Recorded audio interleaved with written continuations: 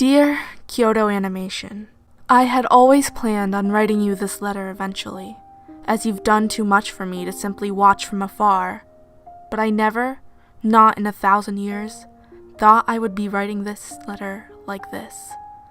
To you, I am one touched heart of many, one faceless fan that you will surely never know in this lifetime, and that is how it's meant to be.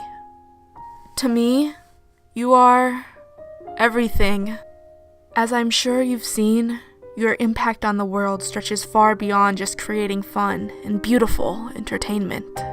Many set out into this world with the creed to make the world a better place, but few have truly and undoubtedly achieved this goal in an as meaningful way as you have in your only 40 years of existence.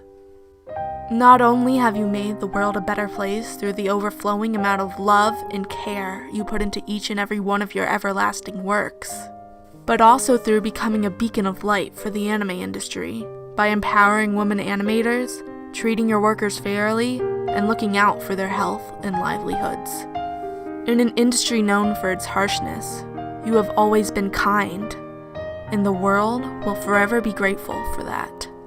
In addition to positively impacting the lives of all those you've employed, it is not an exaggeration to say that you have genuinely changed my life and the lives of many other fans for the better in more ways than one.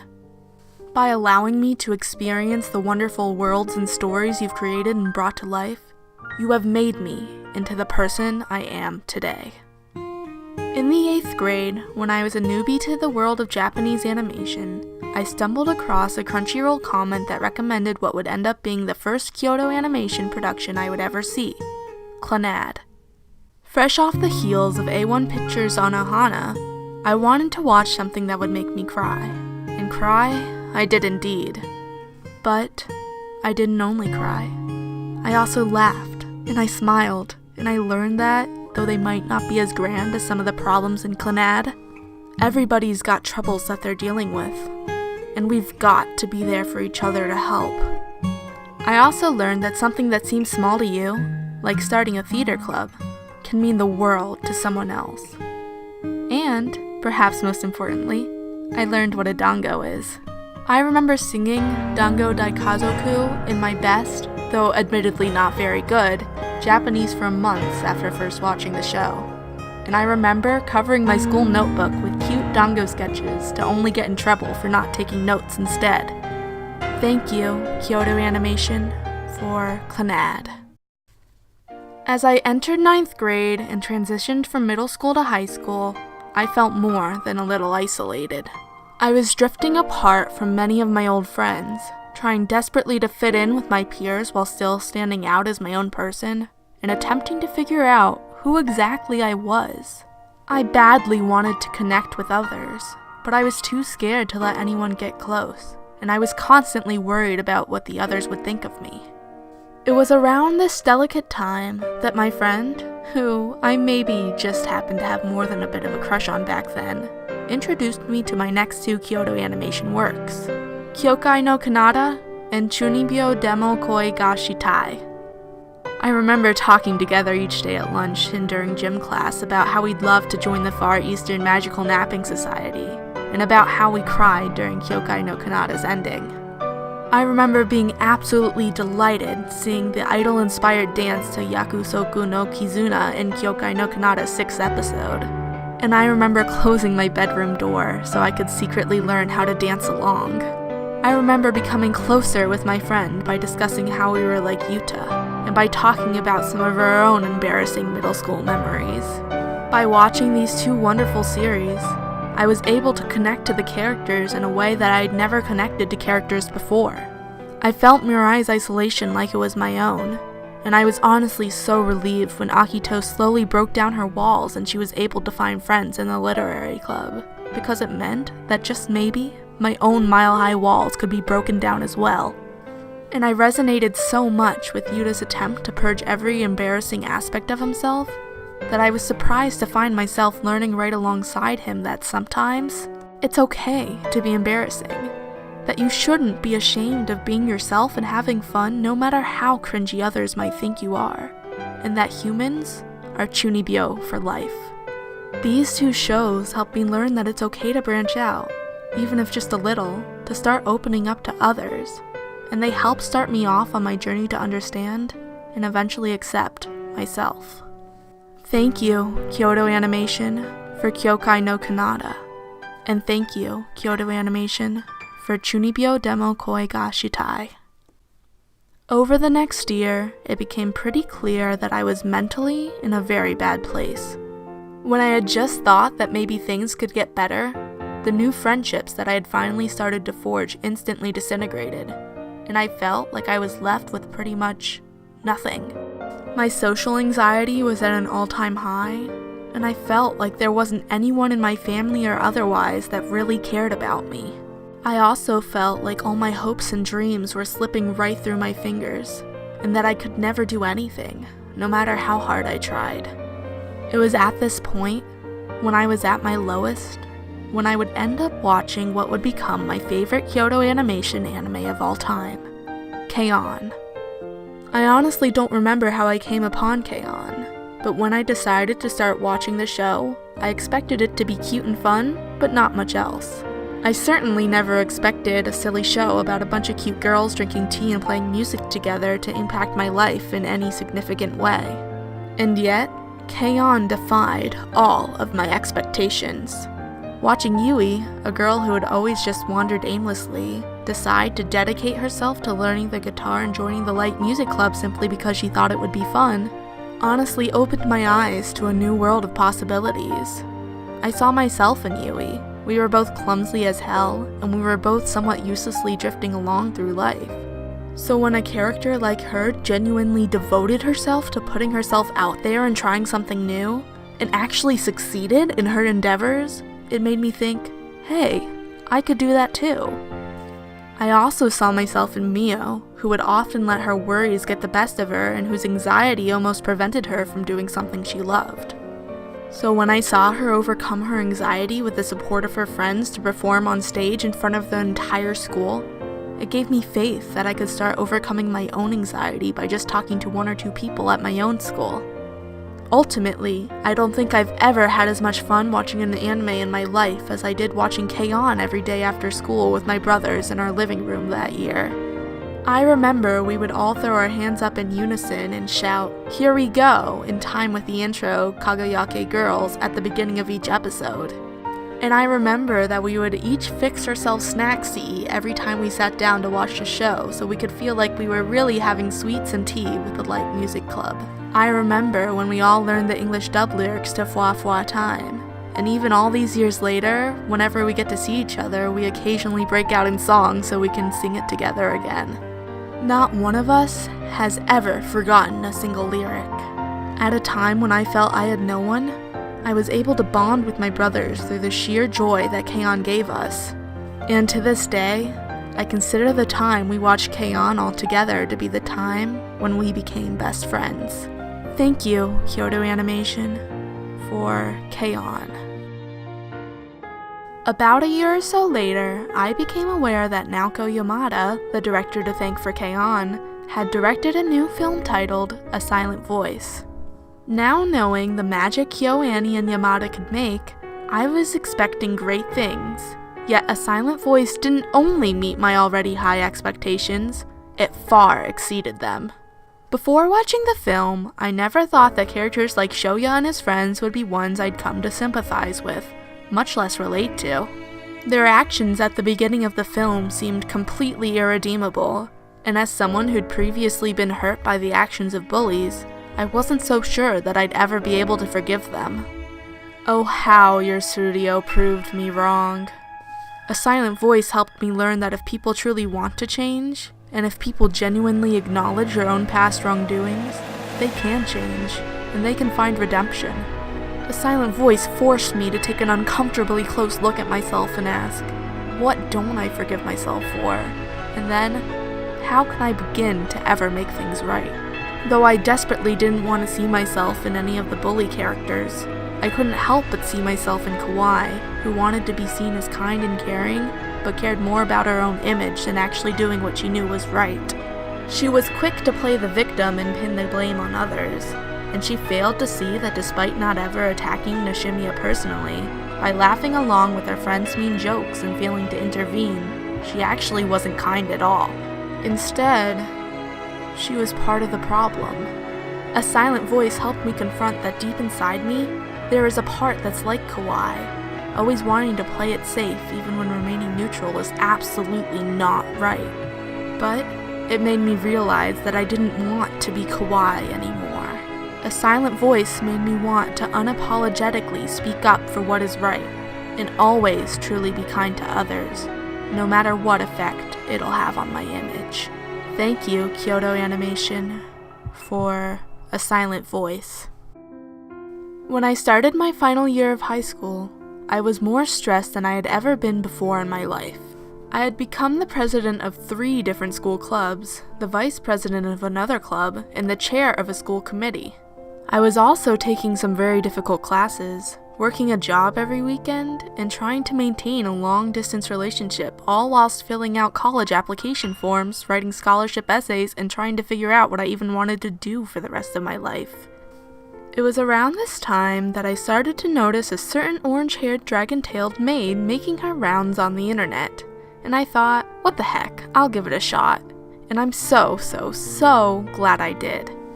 Miss Kobayashi's Dragon Maid took all the stress that was weighing down on my shoulders and drop-kicked it to another universe. I knew the series would be funny, but what really captured me was how completely and utterly heartfelt the show was. Dragon Maid was full of charm, and you could really see that all the KyoAni staff who worked on the show truly cared about these 3 fun characters who, despite their differences, were able to slowly but surely become a family and build a home together. This light-hearted charm helped me unwind and avoid being absolutely consumed by my stress. And watching the show always made me feel like I was simply at home. Dragon Maid also filled me with an unanticipated sort of longing. It took me a long time to realize it, but I craved the domesticity shared by Toru and Kobayashi. I wanted to be able to see the one I loved every day, to do little things for them like make them a meal or help them with shopping, to give them a hug when they needed it, and to listen to their worries after a long day. Most of all, I just wanted to be able to enjoy their company. Dragon Maid helped me realize that I wasn't really happy with my own relationship, and there was no point in staying in a relationship that didn't make me happy. Looking back, breaking it off was the best decision I could have made at that time, especially considering all the stress I was under, and I'm very lucky that we were able to remain friends afterwards. Thank you, Kyoto Animation, for Miss Kobayashi's Dragon Maid. As I neared the end of my high school days, I felt like a war had just ended. I had been fighting so hard for so long that I didn't even know what to do when it was all over. I was forced to cut ties with the person who I thought I cared about most, and who I thought cared about me most. And I had so many feelings shoved deep inside me that I couldn't bear to face alone, nor begin to even put into words. I didn't want to face the feelings. I didn't want to even think about them. So I just closed my heart off from everyone, even myself, and pretended to be okay. Then I watched Violet Evergarden. When I first started watching Violet Evergarden, I thought it was beautiful and that it would tell a slow and touching story, but I didn't think it would have any effect on me as a person. At this point, I really should have known better. The later episodes hit me like a train, and every single moment felt so profound that I almost didn't know what to do with myself once each episode ended. Violet Evergarden reached into my heart and pulled with all its might, forcing me to lay bare all those feelings that I had buried deep. Violet Evergarden let me finally release those overflowing tears that I had held back for so long, and Violet Evergarden helped me feel again. It taught me that sometimes the hardest things to put into words are the things that need to be put into words the most, and it taught me that there is no such thing as a letter that doesn't deserve to be delivered. Thank you, Kyoto Animation, for Violet Evergarden. The next year, I moved 6 hours away from home to attend a college in another state.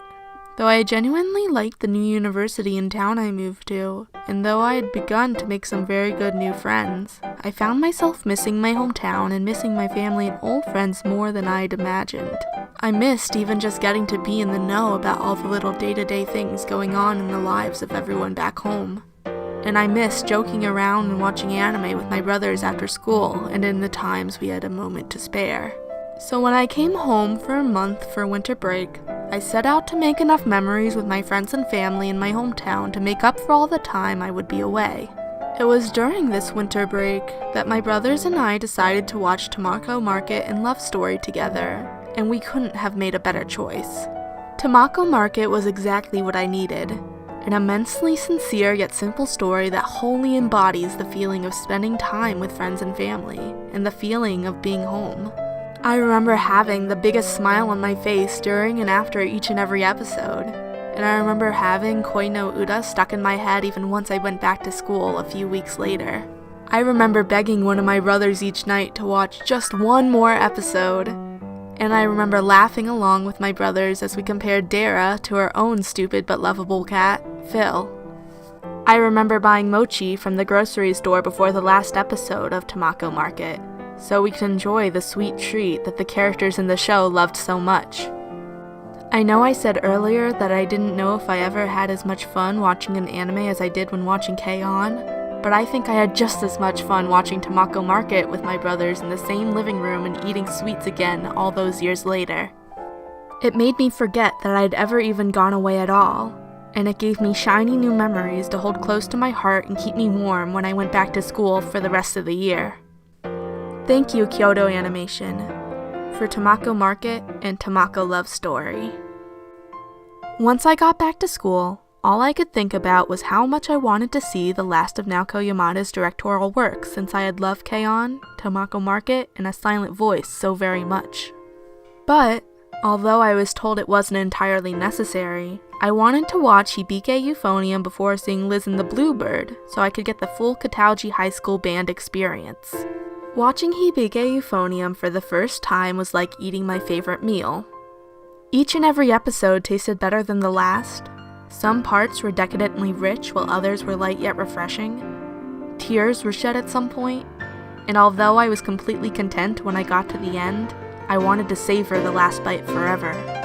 I loved UFO so much, in fact, that I watched both seasons again after only 4 months to prepare myself for Our Promise: A Brand New Day, which I was lucky enough to get to enjoy in theaters, and simply because I missed the experience of watching the show with my entire heart. As someone with no band experience of my own, I was surprised how much I related to the band's struggles and how invested I became in seeing the band succeed. I truly felt like I was part of the Katauji High School concert band. When they would win, I would shed real tears of joy, and when they lost, well, I would feel so upset I could die. Before watching Hibiki Euphonium, I was always like Kumiko, asking myself, did you really think we could make the nationals? And preparing myself for the worst as a sort of emotional safety net. If I didn't set high goals or expectations for myself, then I wouldn't feel so bad when I fell short. I was always afraid of saying my dreams out loud because I was always afraid of seeming like a fool. I was afraid of the embarrassment and crushing disappointment that would follow if I failed. Because of this, I have always been the type to take the easy road and give up on hard things too quickly. But watching Hibiki Euphonium made me want to change. UFO taught me that it's better to completely invest your heart and soul into something, to give your all and aim high, to take risks, and to try to become special, than to always let your fear hold you back just in case you fail. It made me feel like I wanted to improve myself from my very core, and it gave me one final push to do that one thing I'd always wanted to do, but always had been afraid of. Putting myself out there by making videos and sharing them online. Even if I end up failing sometimes, and even if I end up feeling so upset I could die, I'll be able to find solace in the fact that I actually did give it my all. And then, I'll keep going. Thank you, Kyoto Animation, for Hibiki Euphonium. After watching Hibiki Euphonium, I finally got to experience my most recent KyoAni anime, the quaint masterpiece known as Liz and the Bluebird. Every moment of Liz and the Bluebird felt so intimately personal that I almost felt weird for watching it. like I was eavesdropping on someone else's conversation that I had no business hearing. It was a film that I couldn't help but hold my breath while watching, as I hung on to every little brilliantly animated moment. Every breath, every step, every sigh, every glance, every slight touch of the hair, every music note, and every small, seemingly insignificant moment was expertly imbued with so much meaning that I couldn't bear to look away for even a second. If Hibiki euphonium was my favorite meal, then Liz and the Bluebird would definitely be dessert. It would be the delicate and refreshingly cool happy ice cream that you only get to treat yourself to every once in a while. Vanilla, but the kind of quality vanilla where you can see every tiny black speck of flavorful vanilla bean within each delicious spoonful. Sugary enough to satisfy your sweet tooth, but not so sweet that you'll have to worry about cavities. Like many other KyoAni works, I couldn't help but see myself in Liz. From my elementary through high school years, I had a best friend that I would always follow around, almost exactly in the way that Mizore followed Nozomi. Like Mizore, I was always the shy type of few words, and in my eyes anyway, my friend was the more social type, like Nozomi. I always admired the way that she was never afraid to say what she thought. Although we would fight sometimes, we would always make up eventually, and I never stopped loving her dearly. I would always try to do things to impress her, and I was always afraid that one day I'd lose her to someone cooler and more fun than me. In reflection, we were pretty disjoint. I always thought that I was Liz, and she was the Bluebird I'd have to let go one day.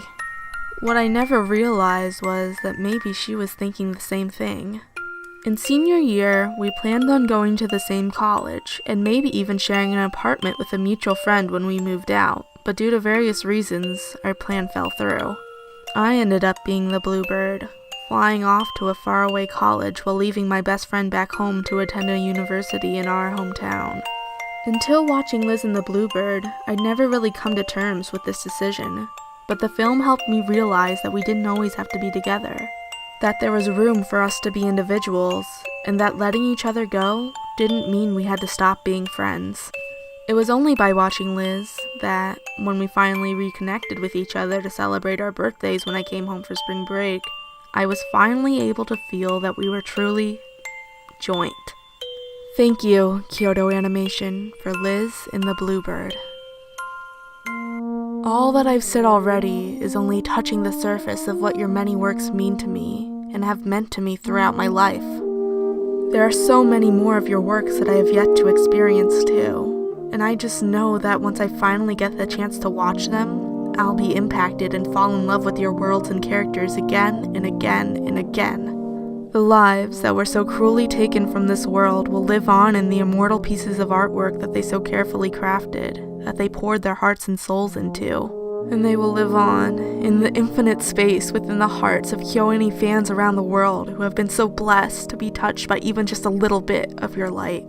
My deepest condolences are extended to everyone affected by this devastating tragedy. Right now, not only the anime community, but the whole world shares your sorrow. And please, please, take your time to heal.